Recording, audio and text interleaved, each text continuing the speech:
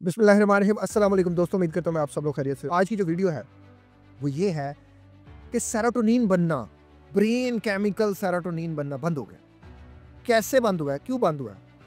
हमें सेरोटोनिन के ऊपर जो है वो बड़ा कॉमन, हमारा जब भी किसी साइकोलॉजिस्ट से किसी साइकियाट्रिस्ट से रब्ता करते हैं 95% यही कहते हैं कि आपका जो ब्रेन केमिकल इम्बैलेंस हो गया है, आपको इसको इम्बैलेंस करने के लिए ये इस तरफ करना पड़ेगा, ये करना पड़ेगा, वो करना पड़ेगा, ये गोलियां खानी पड़ेंगी, वो गोलियां खानी पड़ेंगी। क्यों सेरोटोनिन जो है वो बनना हमारा दिमाग बंद कर देता है? लेकिन उससे पहले एक सवाल है आपसे कि पहले तो सेरोटोनिन बन रहा था, आपका दिमाग इसको बना रहा था, आपकी फैक्ट्री ठीक से काम कर रही थी, रात को भी दिन को भी। अब क्या ऐसा हुआ कि सेरोटोनर्जिक न्यूरॉन्स ने जो है वो इसकी प्रोडक्शन को बंद कर दिया? क्या हुआ ऐसा? आपके माइंड में इसकी क्या रीज़न आती है? सेरोटोनिन जो है वो राफे न्यूक्लियाई में बनता है, जो कि हमारे ब्रेन के सेंट्रल नर्वस सिस्टम में, यानी कि यहाँ हमारे जो ब्रेन स्टेम यानी कि पीछे वाला जो हिस्सा होता है यहाँ होता है। यहाँ हमारा 10% सेरोटोनिन बनता है, बाकी जो 90% है वो हमारे गट में बनता है, गैस्ट्रो इंटेस्टिनल ट्रैक्ट्स में। अब क्या ऐसी रीज़न होती है कि जिसकी वजह से ये जो सेरोटोनिन की प्रोडक्शन है ये कम हो जाती है? उसकी सबसे बड़ी जो रीज़न होती है दैट इज़ ऑक्सीडेटिव स्ट्रेस। जब आप ऑक्सीडेटिव स्ट्रेस लेते हैं, आपकी जो सेरोटोनिन की प्रोडक्शन है वो लो हो जाती है। ऑक्सीडेटिव स्ट्रेस जो है वो कैसे आता है हमारे अंदर? नेगेटिव सोचने से, परेशान रहने से, एंजाइटी से, खामखा अपने आप को डिप्रेशन की स्टेट में रखने से, एक स्टेट ऑफ वरी में, एक अपने आप को अंदर डालने से, अंदर से ना परेशान करते रहने से। आपको लग रहा होगा कि हम तो खुद को परेशान नहीं करते। जी आप करते हैं, खामखा नेगेटिव सोच के, खामखा अपने आप को सिर्फ वो नेगेटिविटी दिखा के। अब इससे क्या होगा? सेरोटोनिन का लेवल आपका लो हो जाएगा, आपको panic attacks, anxiety, depression, stress, bipolar disorder होने के चांस हैं, ओसीडी, स्किज़ोफ्रेनिया और बहुत सी चीज़ें, जिसकी बैकएंड पे जो लॉजिक है वो यही है कि आपने अपने सेरोटोनिन को कम कर लिया। क्यों किया? क्योंकि आपने नेगेटिव सोचना शुरू कर दिया। नेगेटिव सोच ने ऑक्सीडेटिव स्ट्रेस को जो है वो किया, और ऑक्सीडेटिव स्ट्रेस ने जो है वो सेरोटोनर्जिक जो न्यूरॉन्स थे उनको ये मैसेज दिया कि वो प्रोडक्शन को लो कर दें, और जिसकी वजह से जो है वो आहिस्ता आहिस्ता आपकी प्रोडक्शन लो हो गई। उसके फिर उस प्रोडक्शन को, उस सेरोटोनिन के लेवल को आपने पूरा करने के लिए बहुत सी एंटी डिप्रेसेंट्स का कोर्स स्टार्ट कर लिया, बहुत सी एंटी साइकोटिक ड्रग्स की तरफ आप चले गए, बेंजोडाइज़ेपिन की तरफ चले गए।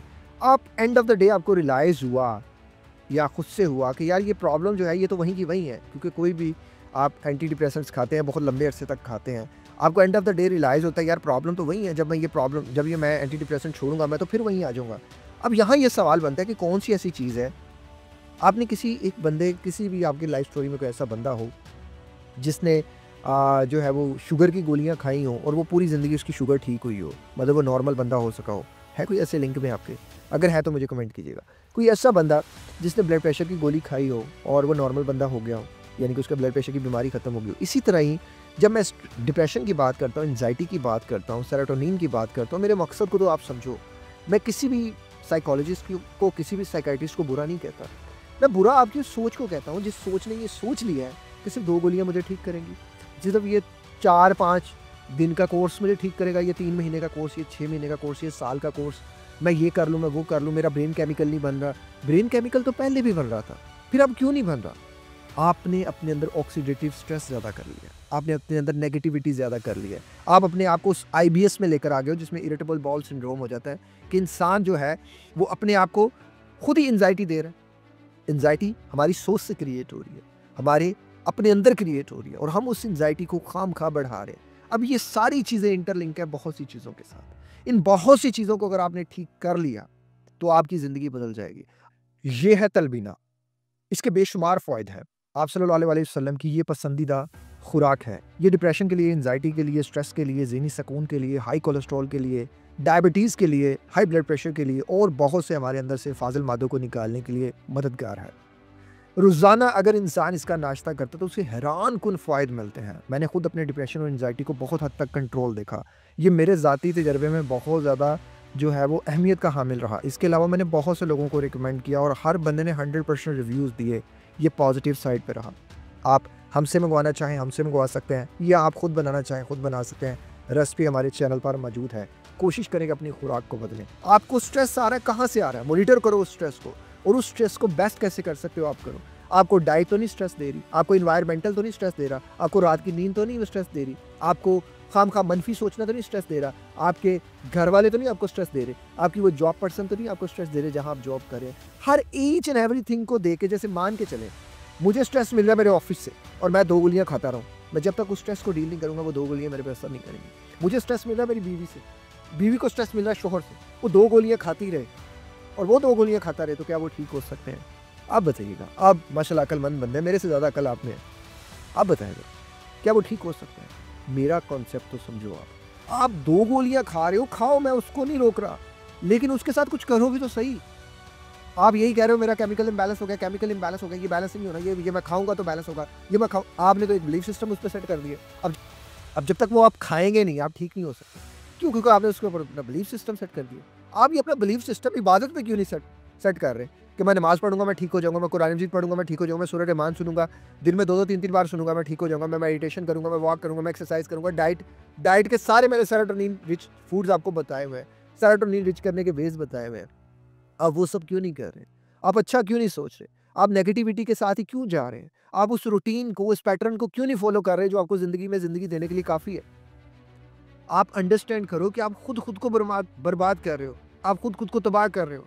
आप अपनी उस सोच से लड़ो, अपनी उस ज़िंदगी के बनाए गए पैटर्न से लड़ो जो आपने डेवलप कर लिए हैं कि मुझे मेरे इस केमिकल इम्बैलेंस को बैलेंस करने के लिए क्या चाहिए? क्या ऐसी रीज़न है जिसकी वज़ह से ये इम्बैलेंस हुआ? क्या ऐसी बात थी? क्या ऐसा एनवायरनमेंट था? क्या ऐसे फैक्टर्स थे कि जिसकी वज़ह से ये सब मैं इस चीज़ों में आया? आप उन फैक्टर्स को चेंज कर लो, डायबिटीज़ रिवर्स हो सकती है। हर वो चीज़ छोड़ दो जो हाई कार्बोहाइड्रेट्स है, जो आपको अंदर जाके मिठास है, तो वो आपकी डायबिटीज़ खुद ब खुद खत्म हो जाना शुरू हो जाएगी, रिवर्स होना शुरू हो जाएगी। आप बिल्कुल नॉर्मल स्टेट पे आ जाएगी। इवन मैंने प्री डायबिटीज़ से खुद को रिवर्स किया, 6.4 से अब मैं नॉर्मल। हर इंसान कर सकता है। सेम वही चीज़ डिप्रेशन के साथ है कि आप ये ना सोचो कि मैं डिप्रेशन में 2 गोलियाँ खाऊंगा, 4 गोलियाँ खाऊंगा और मेरा केमिकल बैलेंस हो गया। वो क्या हो गया? नहीं होगा सर, नहीं होगा। अगर इसी तरह ही होता तो मैंने तो 8 साल दवाइयाँ खाई हैं और ऑन एंड ऑफ खाई है, ये कोर्स वो कोर्स किया है। प्लीज़ कोर्स कंप्लीट करो जो आपने शुरू कर दिया है, लेकिन उसके साथ एक लाइफ पैटर्न तो सेट करो। एक केमिकल इम्बैलेंस को खुद से बैलेंस करने की भी तो कोशिश करो। कुछ को तो बताओ तो सही। अगर यकीन के साथ ये पानी भी पियोगे ना, ये यकीन के साथ कि मुझे शिफा देगा, इंशाल्लाह आपको शिफा मिलेगा। आपके अंदर यकीन नहीं है, आप कर ही नहीं रहे, क्योंकि आप एक दिन करते हो दूसरे दिन करते नहीं। आप रोना शुरू कर देते हो, परेशान होना शुरू कर देते हो, मेरा केमिकल इम्बैलेंस हो गया, फलां से सुना है, अब तो ये ठीक नहीं होता। ये क्या बात कर दी आपने? ऐसा कुछ भी नहीं होता कि आप कोशिश करें और आपको कामयाबी ना मिले। आप कोशिश करें, अल्लाह ताला आपको कामयाबी देगा, अल्लाह आपकी ज़िंदगी बदलेगा। आप चले तो सही, पहला कदम तो उठाएं। बेड पे रोई जा रहे हैं, बेड पे रोने से क्या होगा? परेशान होने से क्या होगा? मज़ीद केमिकल इम्बैलेंस होगा, मज़ीद सेरोटोनिन का लेवल नीचे आ जाएगा। जो सेरोटोनिन बन रहा है वो भी नहीं बनेगा, वो और नीचे आ जाएगा, वो और ख़त्म होगा। क्यों? क्यों आप अपने अंदर नेगेटिविटी डाल रहे हैं। पॉजिटिविटी की तरफ आओ यार, ज़िंदगी को समझो, ज़िंदगी को बनाओ। ज़िंदगी दीन में है, दीन के चलने पे, दीन के रास्ते पे चलने पे है। आप दीन के रास्ते पे चल नहीं रहे, आप शैतान के रास्ते पे चल रहे हैं और आपको लग रहा है कि सब ठीक हो जाएगा। सब कैसे ठीक हो जाएगा? 2 रास्ते ना, या तो शैतान का रास्ता या तो रहमान का रास्ता। तो आप रहमान के रास्ते पर हैं, आप क्यों शैतान के रास्ते में पंगे ले रहे हैं? आप अल्लाह के रास्ते पे चलें। अल्लाह ने दीन इस्लाम जो पूरा ज़ाब्ता हयात है, हर चीज़ अल्लाह ने खोल के बता दी। और आप सल्लल्लाहु अलैहि वसल्लम की ज़िंदगी को देखें तो सही, आप सोना कब है, उठना कब है, खाना कब है, हर चीज़ बताई गई है। दूसरे से कैसे मिलना है, खुद को कैसे पाक करना है, खुद को कैसे रखना है, हर चीज़ तो बता दी। और क्या चीज़ चाहिए हमें? इसके अलावा भी अगर हम सोचते हैं कि हमें एंटी डिप्रेसेंट्स और ये चीज़ें खानी चाहिए, तो फिर मैं ये नहीं कहता हर स्टेज पे नहीं, आपको हर मौके पे ज़रूरत नहीं पड़ती। जिन मौक़ों पे पड़ती है उन पे आप करें, लेकिन फर्स्ट स्टेप कभी भी एंटी साइकोटिक ड्रग्स ना रखें, कभी भी एंटी डिप्रेसेंट्स ना रखें। पहले खुद को खुद मैनेज करना सीखें। अपने अंदर जो अल्लाह ने आपको फैक्ट्री दी है उन्हें एकदम ताला ना लाओ, पहले उससे प्रोटेक्शन तो लो। आपने कोई मालिक देखा है ऐसा जो जिसकी अपनी फैक्ट्री और वो अपनी फैक्ट्री को ताला लगा के दूसरे की फैक्ट्री से प्रोटेक्शन करवाना चाहते? ऐसा नहीं होता।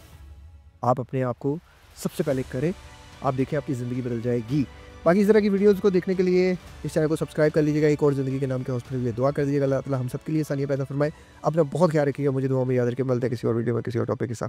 अस्सलाम वालेकुम, अल्लाह हाफ़िज़।